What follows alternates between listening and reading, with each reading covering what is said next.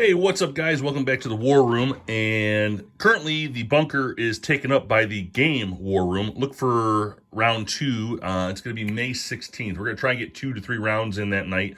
I'm still teaching new people to play this game, so it's probably going to be a slow game progression as we go. But anyway, I'm here on my desk, and we're looking at a game called the Confederate Rebellion in 2014. It's by White Dog Games. It is a solitaire game, and this is the first edition. I found this on eBay really cheap. It was like 20 bucks. The guy was getting rid of it. It was sealed.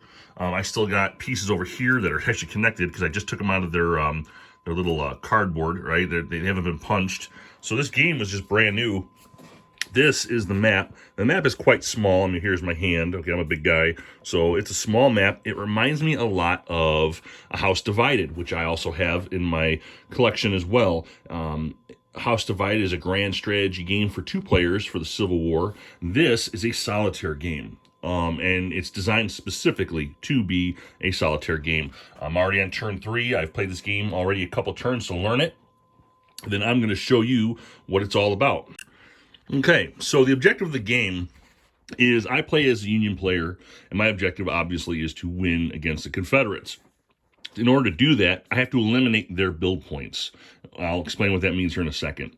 The Union gets 5 build points. Every turn, I get to build 5 things. I could build 5 armies. I could build 1 fleet per turn. I can't build 5 fleets.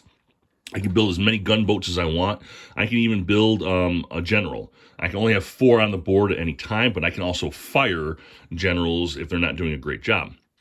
Now, the Confederates, they only get 4 build points. That's it. But that's conditional. Okay? So, excuse me. There's 4 conditions that they get a build point, and my objective is to eliminate their build points so that they have none in a turn, okay? And there's ways I can do that. I'll explain that. So as long as the Confederates control Atlanta or Richmond, either or, they'll get a point. So I want to control, as a Union player, I want to control Atlanta or Richmond. Atlanta and Richmond, so they don't get the point. Excuse me. Mississippi is not Union controlled. All right, what that means is, this is the out of focus here. The gray or the white part here, that's your Confederates. The yellow is the North. They start off owning the Mississippi, Vicksburg, and New Orleans. I took over Vicksburg in the round 2. All right, but I want to control. I want to control Mississippi and New Orleans. If I control all 3, and I have complete control of it, then that's a point I take away from the Confederates. All right. The next thing, let me go ahead and focus here. I would roll a d6 for the Confederates, and if they roll greater than the number of fleets in the blockade box, they get a point. Here's my fleets. I built a second one. One's in the transport box, so I could bring them down in here to take ports. But I also have one in the blockade box. I don't know if you can see that. There we go. And if I roll a d6 and I can't roll higher than what's in that blockade box, then that's also another point that goes away. Okay. And finally, I roll a d6 greater than the number of Union-controlled rebel ports. Well, sorry, I know my camera's going in and out. All of them are rebel-controlled, so I wouldn't even have to roll because they own them. Okay. But if I can make it so they can't roll higher than the number of Union ports ports that I would own as a Union, let's say I take 2 and they roll a 1 or a 2, then that also eliminates a point. So obviously for the best odds, I'd want to take all the ports. I want to take all the Mississippi areas. I want to take both Richmond and Atlanta, okay? And then make sure I have a crap load of fleets in the blockade box. If I can eliminate all those points in a turn, if they cannot gain any points, they lose the game. And then I get evaluated on how well I did it and how quickly I did that. All right, so that is the Confederate Rebellion. All right, so I'll do an example turn here for you guys really quickly. I went ahead and did my turn phase. I'd moved 3 of my generals, okay? Now, the rules in this game are pretty simple when it comes to generals, okay? You cannot invade enemy territory without a general. So I can't just move these guys into here and attack Smith. If you can see Smith there, okay? I have to bring Rosecrans, that's the general, over here, bring them with over here. There are no stacking limits in this game either, by the way, which is interesting. I mean, it's a simple game, so it's I get it. It's a solo war game. So I can't just invade into territory. So, for example, if Sherman wanted to go into Louisiana, he could bring all the units he wants to with him. I just don't think that's a smart move right now. But he could bring at least half. And he has to bring half of the troops that are in there with him. So right now, he has 3 troops there in Vicksburg. So he would have to take at least half of that, rounding up. So he'd have to take 2. He has to. If generals move, they have to take half. All right. I moved in McClellan and I forgot who the hell it was in there as well. Who else was in there? Meade into Manassas again. So we'll have a 3rd Manassas, and hopefully we'll kick out Lee and see what happens. All right. I moved Rosecrans over a little bit. I'm leaving the Indiana there because Kentucky's right there. I don't want the rebels going in. All right. And we'll do combat phase next. Okay, so now we're going to do combat. I have Meade and I have McClellan versus Lee, all right? Now, they have 7. I'm only counting the troops. I've got 7 versus 4, so it's not quite a 2-to-1. So, and the rules are pretty clear about that. There's only like 4 pages to the rules. But in this situation, I'm going to get a +1, all right? I'm going to get a +1 to the die roll. Now I'm going to add the general worth of both of my generals, so that's +2. So I get a +3 to my die roll, all right? +3 to my die roll. But if you notice, Lee is also a level 3 general. He was pretty good. So now we're back to 0. So now the die roll is going to be just a 0, excuse me. It's going to be a 0, and I'm going to roll to see what happens. This is my combat results table. So 4. All right. So it says here, if you can see that, 4. Roll again, no modifiers. All right. We'll roll again. 6. Ooh, that was a good roll. All right, that worked out for me. 6 or more. Defender loses 1 per 3 attackers. Defender retreats. So, since it's 7 units, let me back out for you. Since it's 7 units to 4, he loses 1 for every 3 attacker, so he's going to lose 2 units. All right, rebels. So he's going to be down to 2, and let me get the 2. All right. He's going to have 2 now, but he also has to retreat. So I'm going to take him right back to Richmond and protect my my capital here. All right, let's put Lee back there. Okay. It also had a fort. I don't know if you saw that. It's the capital. It has a fort, so that would be a safer place to go. Okay. Sorry, guys. Let me grab my units. And the Union will take Manassas a 3rd time. All right, and that was combat. Okay, so now I'm just going to do summaries. I'm not getting into all the mechanics of the game because I'm not really teaching it. But so far, Sherman has gone down south. He's not going to Georgia. He's going into the western countries here. He took Louisiana. He's pushing down. I kind of housed a rule that they have to leave an army behind. I think that there's a lot of rules that aren't.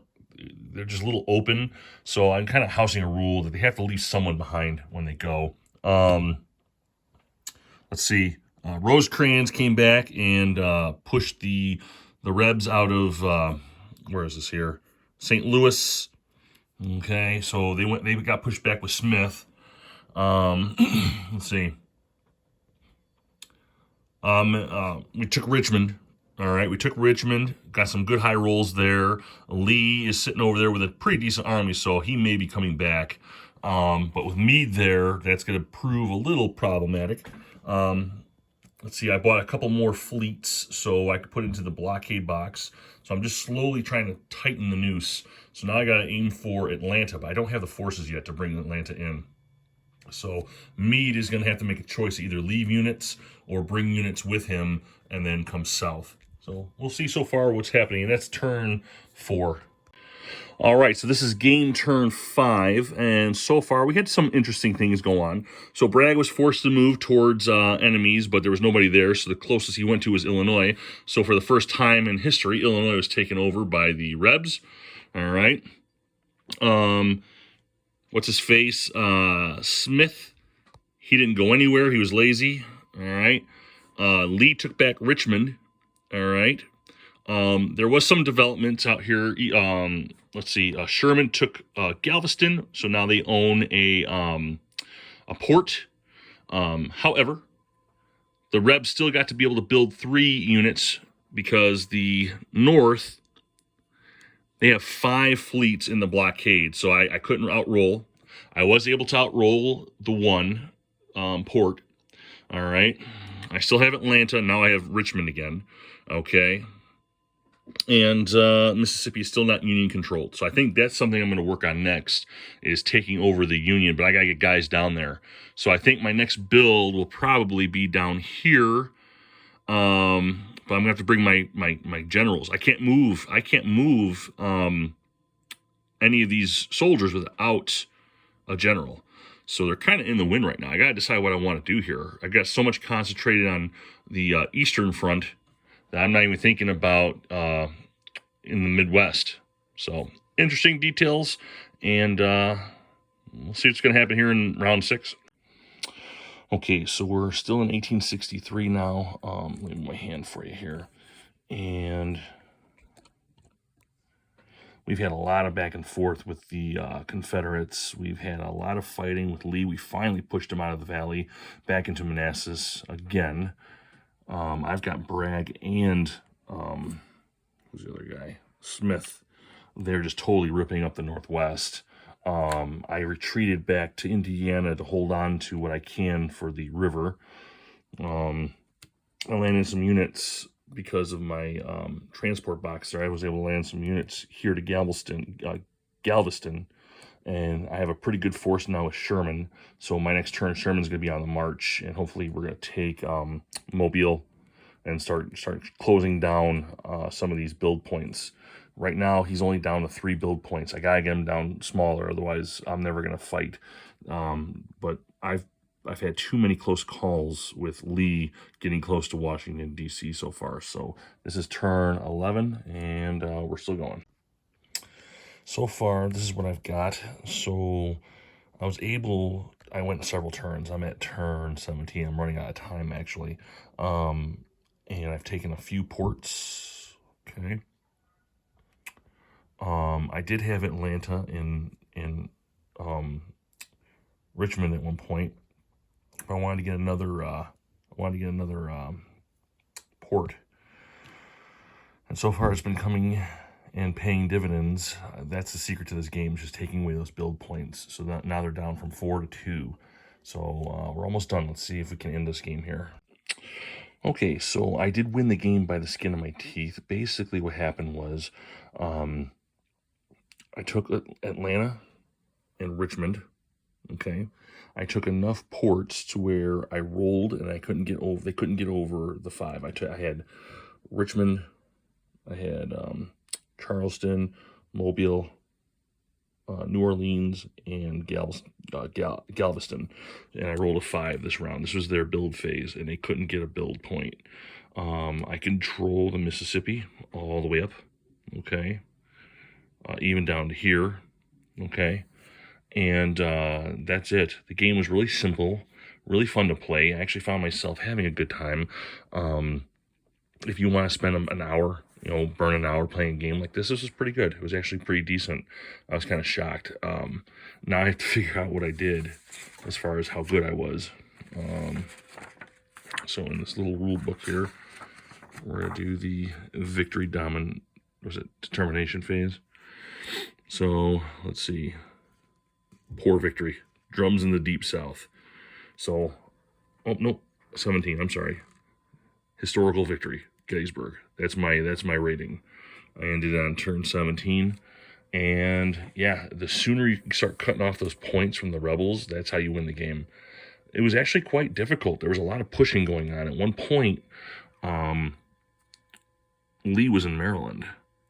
It was close, and then I was able to redirect some points to come back over here, push them back, and then I started using the fleets in the transport box to move guys around to different areas, and that seemed to work really well. So overall, good game. I hope you enjoyed it, and this is called, let me get the box for you,